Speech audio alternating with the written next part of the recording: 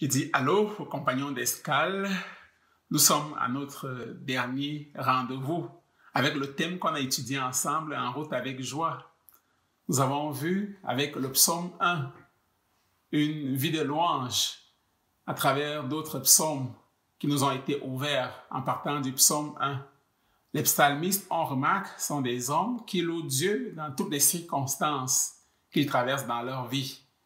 Et c'était un encouragement pour nous. Et on veut continuer ce matin dans notre dernière escale parce que nous sommes en escale au camp des boulots et notre voyage va continuer dans nos églises, dans nos différentes villes. Et l'invitation qu'on a eue jusqu'ici, c'est que nous puissions laisser, que nous ouvrons les robinets, les vannes de joie pour laisser notre bonheur transparaître. Donc ce matin, on continue avec une étude du psaume 139. On va regarder le psaume 139. Ensuite, on va faire un résumé à peu près de tout ce qu'on a vu. Et on va regarder les questions. Vous vous rappelez, je vous ai dit depuis le début de la semaine, depuis les premières études, qu'on voudrait écrire un cantique en l'honneur de notre Dieu.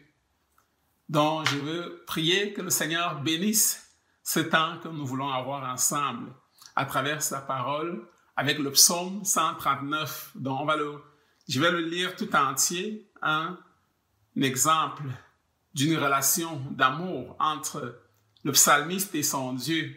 Ça vaut vraiment la peine de le lire. C'est une relation d'amour qui est un modèle, qui est un exemple qui nous est donné. Dans psaume 139, à partir du verset 1, je lis au chef des chantres de David, psaume. Éternel, tu me sondes et tu me connais. Tu sais quand je m'assieds et quand je me lève. Tu pénètres de loin ma pensée. Tu sais quand je marche et quand je me couche. Et tu pénètres toutes mes voies. Car la parole n'est pas sur ma langue, que déjà, ô Éternel, tu la connais entièrement. Tu m'entoures par derrière et par devant. Tu mets ta main sur moi. Donc, rappelons-nous, le psaume, le psalmiste qui parle à Dieu. Je suis rendu au verset 6. Une science aussi merveilleuse est au-dessus de ma portée. Elle est trop élevée pour que je puisse la saisir. Où irai-je loin de ton esprit? Et où fuirai-je loin de ta face? Si je monte aux cieux, tu y es. Si je me couche au séjour des morts, t'y voilà. Si je prends les ailes de l'aurore et que j'aille habiter à l'extrémité de la mer, là aussi, ta main me conduira et ta droite me saisira. Si je dis, au moins les ténèbres me couvriront, la nuit devient lumière autour de moi. Même les ténèbres ne sont pas obscures pour toi. La nuit brille comme le jour et les ténèbres comme la lumière. Donc ici, rendu au verset 12, je m'arrête pour faire un constat. C'est que le bonheur ici dépend de deux personnes. On voit un bonheur qui transparaît dans la vie du psalmiste. Et ce bonheur dépend de deux entités, de deux personnes. Ces deux personnes, c'est Dieu et le psalmiste. Le psalmiste voit son bonheur en ces deux personnes. Et on va continuer avec le verset 13. C'est toi qui as formé mes reins, qui m'as tissé dans le sein de ma mère. Je te loue de ce que je suis une créature si merveilleuse. Tes œuvres sont admirables et mon âme le reconnaît bien. Mon corps n'était point caché devant toi lorsque j'ai été fait dans un lieu secret, tissé dans les profondeurs de la terre, quand je n'étais qu'une masse informe, tes yeux me voyaient. Et sur ton livre étaient tous inscrits les jours qui m'étaient destinés avant qu'aucun d'eux existât. Que tes pensées, ô Dieu, me semblent impénétrables. que le nombre en est grand. Si je les compte, elles sont plus nombreuses que les grains de sable. Je m'éveille et je suis encore avec toi. Ô Dieu, puisses-tu faire mourir le méchant, homme de sang? Éloignez-vous de moi. Ils parlent de toi d'une manière criminelle. Ils prennent ton nom pour mentir, eux, tes ennemis. Éternel, n'aurais-je pas de la haine pour ceux qui te haïssent, du dégoût pour ceux qui s'élèvent contre toi? Je les hais d'une parfaite haine. Ils sont pour moi des ennemis. Sonde-moi, ô Dieu, et connais mon cœur. Éprouve-moi et connais mes pensées. Regarde si je suis sur une mauvaise voie et conduis-moi sur la voie de l'éternité. Donc, comme je vous ai dit, le psaume 139, une célébration de l'amour qu'il y a entre le psalmiste et son Dieu. Il y a certes des ennemis qu'il souligne, mais ce n'est pas eux qui attirent son attention. Il sait que Dieu s'en occupe. Il sait que son bonheur dépend de Dieu. Donc ici, deux personnes dans le bonheur. Il y a une source, la source du bonheur, comme un fleuve qui coule. La source du bonheur, c'est Dieu. Le bonheur vient de lui. Le bonheur du psalmiste vient de lui. Il reconnaît ici son identité en ce Dieu-là. Et lui, il est l'agent récepteur de ce bonheur. Il est disposé pour recevoir ce bonheur. Donc, le plus grand malheur, si on regarde ce psaume, serait de perdre de vue que c'est Dieu qui est la source de son bonheur. Le plus grand malheur serait de s'attarder quand il nous parle, à partir du verset 19, des méchants, des hommes de sang, de tout ce qu'ils font. C'est pas eux qui sont son intérêt. Ils sont là, certes, mais il a reconnu déjà, dès le début de ce cantique, que l'Éternel, le Dieu qui veille sur lui, qui connaît tous les jours qui lui sont destinés avant même qu'ils aient existé. Donc ça, c'est un exemple d'un homme heureux, d'un homme comblé. Et on voit que son bonheur lui vient de son Dieu. Et lui, il est récepteur de ce bonheur. Si on regarde ce qu'on a eu à étudier au courant de ces derniers jours, on a eu 4 études. Des études qui étaient toujours par rapport à notre thème, parce que finalement, notre thème, c'est le bonheur. Quand le thème a été intitulé « En route avec joie », c'est une autre manière de dire le bonheur. Et ce bonheur, on l'a regardé avec le psaume 1 et dans la première étude, on a vu dès le psaume 1 avec le verset 1 qu'il parle de l'homme heureux. Et on a vu que le bonheur de l'homme heureux, c'est Dieu. Dieu est le bonheur. On a vu le bonheur qui est toujours à proximité de Dieu avec le psaume 23 qui a été une belle illustration. Par exemple, avec le verset 6 où le psalmiste dit « Oui, le bonheur et la grâce m'accompagneront tous les jours de ma vie et j'habiterai dans la maison de l'Éternel jusqu'à la fin de mes jours. » Le psaume 23 qui nous parle du berger, de la relation d'un berger et de la brebis. Et on a vu avec ce psaume la proximité qu'il y a aussi entre Dieu et le bonheur. Si on veut le bonheur, c'est en Dieu qu'on le trouvera. Dans notre étude numéro 2, on a eu à étudier, on a regardé que le plaisir ou le bonheur qu'on a en Dieu, c'est en sa parole que le Seigneur nous donne ce bonheur-là. Avec le psaume 51, on a vu un homme coupable, comme nous sommes tous coupables devant Dieu. qui devant sa culpabilité, c'était l'exemple de David, à qui Nathan annonce sa culpabilité. Et on voit David qui se jette dans les bras de Dieu, qui s'approche de Dieu. Et le psaume 73 qu'on a étudié, que vous avez lu, on l'a regardé avec le verset 28, où le psalmiste dit « Pour moi, m'approcher de Dieu, c'est mon bien. Je place mon refuge dans le Seigneur, afin de raconter toutes ses merveilles. » Donc, dans la présence de Dieu, dans la parole de Dieu, c'est là que le bonheur va se trouver.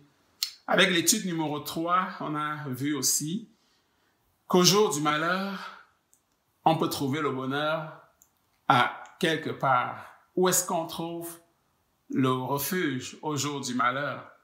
Et le psaume 86 nous a conduit, où le psalmiste va nous dire au verset 7, « Je t'invoque au jour de ma détresse, car tu m'exauces. » Il sait qu'au jour de la détresse, au temps difficile, on va au Seigneur, on invoque le Seigneur, on appelle le Seigneur et le Seigneur répond à nos cris, à nos supplications.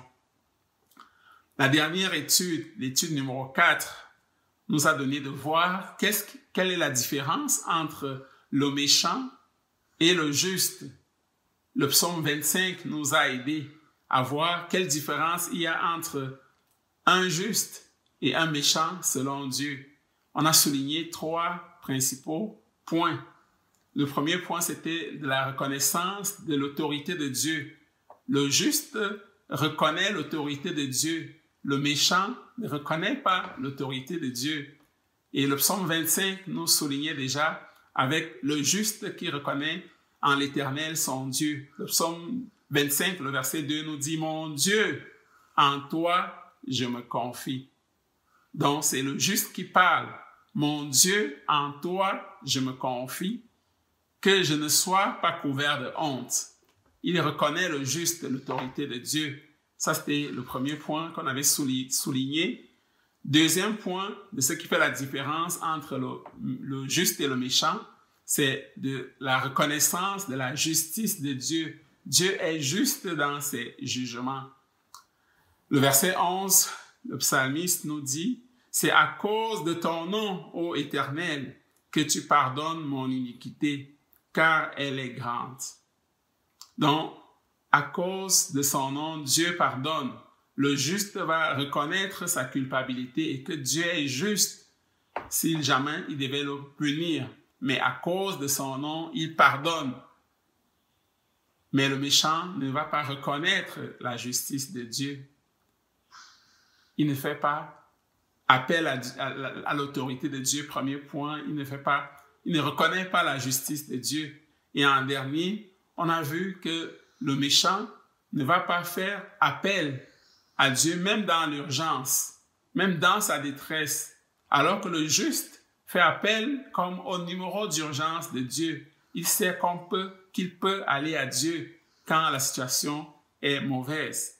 C'est ainsi que le juste va dire « Je tourne constamment les yeux vers l'Éternel, car il fera sortir mes pieds du filet. Il me fera sortir du danger. » Donc ça, c'est en résumé ce qu'on a vu dans les 4 premières études. Et ce matin, avec le psaume 139, ce qu'on peut souligner, c'est une relation intime qu'il y a entre le psalmiste et Dieu, entre un enfant de Dieu et son Père. Dans le psaume 139, nous l'a bien souligné, par exemple, avec le verset 14 où le psalmiste est reconnaissant à Dieu de ce qu'il est. Il dit au verset 14, le psaume 139, « Je te loue de ce que je suis, une créature si merveilleuse. Tes œuvres sont admirables et mon âme le reconnaît bien. » Donc, on voit ici que le bonheur du psalmiste, c'est en son Dieu. Il a identifié Dieu comme étant la source de son bonheur et maintenant, il peut reconnaître que son bonheur est véritablement dans ce Dieu-là.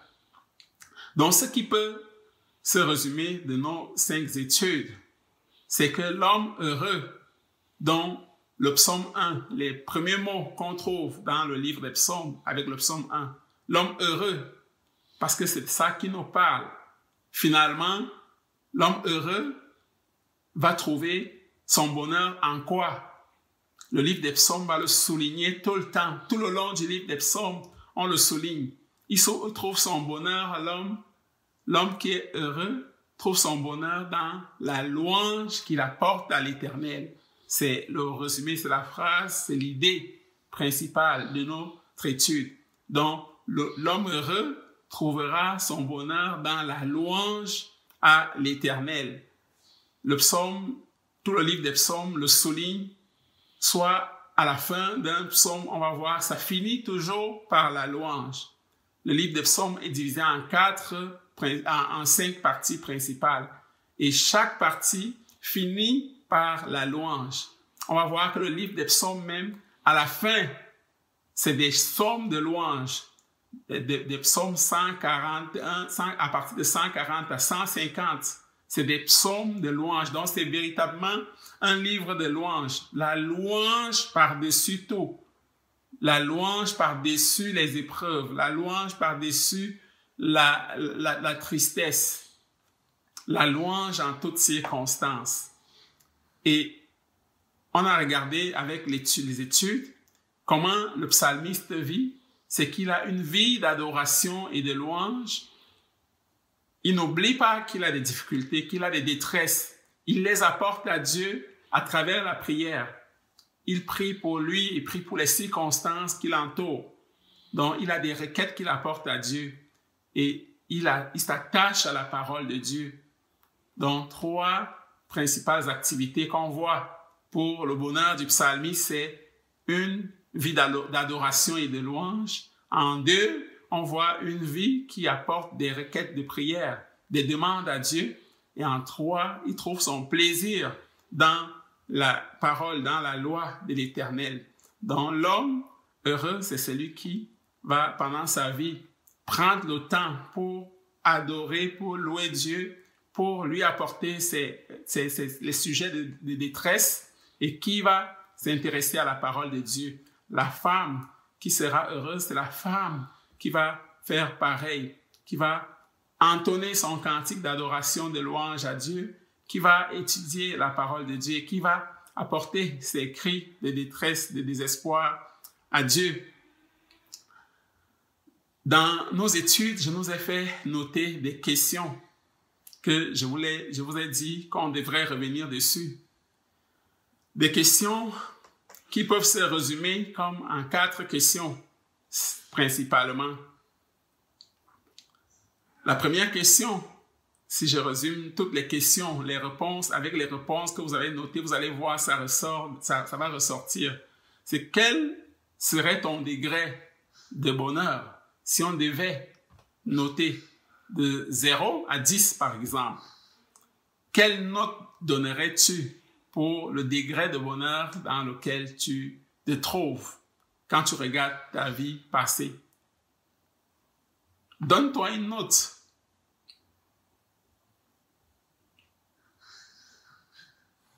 Si tu as mis au moins 1, ça veut dire que tu as au moins une chose pour laquelle tu veux rendre grâce. Tu peux rendre grâce à Dieu. C'est quoi cette chose pour laquelle tu rends grâce à Dieu quand tu regardes ta vie? Il y a bien des choses. Peut-être c'est le souffle de vie, peut-être c'est la nourriture, peut-être c'est ta famille pour laquelle tu vas rendre grâce à Dieu. Note-le sur ton petit bout de papier sur « Je veux rendre grâce à Dieu pour telle situation. Je veux dire merci à Dieu pour telle chose. » La deuxième question, c'est qu'est-ce qui pourrait augmenter ou diminuer ta joie, ton bonheur? Qu'est-ce qui pourrait, selon toi, quand tu regardes dans ta vie au futur, les choses qui te font peur, qui te stressent, quelles sont les choses qui pourraient empêcher que ton bonheur soit profond?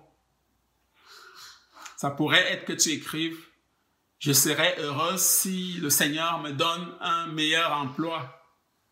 Je serais heureuse si le Seigneur permet que j'ai une meilleure relation avec mes enfants. » Écris-le comme deuxième sujet, un sujet qui te préoccupe. Et en 3, as-tu des choses que tu redoutes par rapport au futur? Des choses qui te font peur, qui font que tu ne peux pas dormir. Peut-être une faiblesse par rapport à la parole de Dieu quand il te demande, par exemple, de méditer sa parole, de la lire. Peut-être que tu trouves ça tellement difficile. Seigneur, j'ai peur de ne pas m'attacher à cette parole. Écris-le. Et en dernier, le psalmiste nous a proposé de faire de la parole notre plaisir, d'aimer la parole, de la faire habiter en nous, la méditer. Est-ce que tu l'acceptes? Est-ce que tu crois que c'est elle qui est la source de ton bonheur? Si c'est le cas, écris-le aussi en disant, Seigneur, je reconnais que ta parole est véritablement un délice. C'est une parole digne que je m'appuie sur elle. C'est une parole à laquelle j'aimerais faire confiance. Affirme cela en 4 points, en 4e point, pardon. Dans ces 4 points-là, ça va t'aider dans l'écriture d'un psaume. Parce que les psaumes sont en général bâtis sur à peu près ce modèle. C'est un modèle que je copie dans les psaumes. Je vois que le psalmiste va toujours commencer par dire ce qu'il vit, sa situation dans laquelle il se trouve.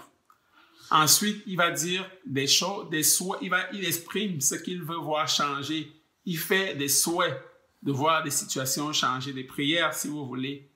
Il exprime ses craintes futures à Dieu. Il dit à Dieu ce qu'il redoute.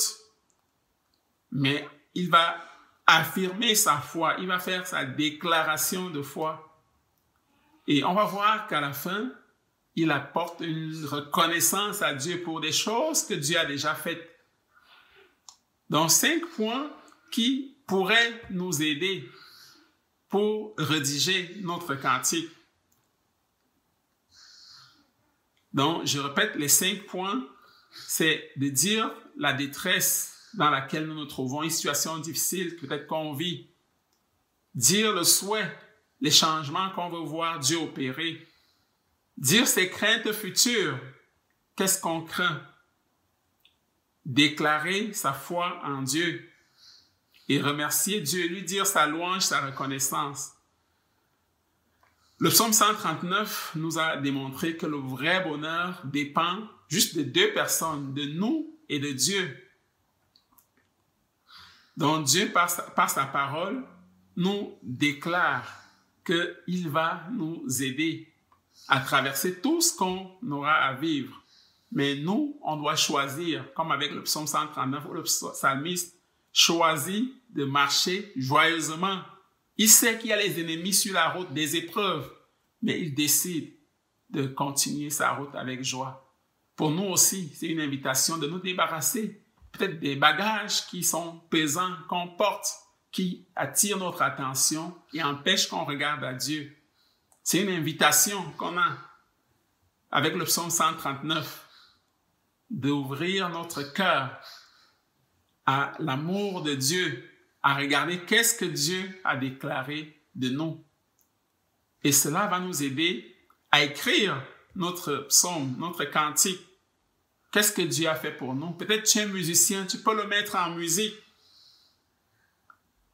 Et on veut le partager autour de nous.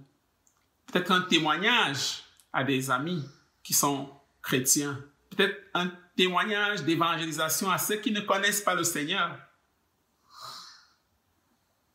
Et aussi, continue d'écrire.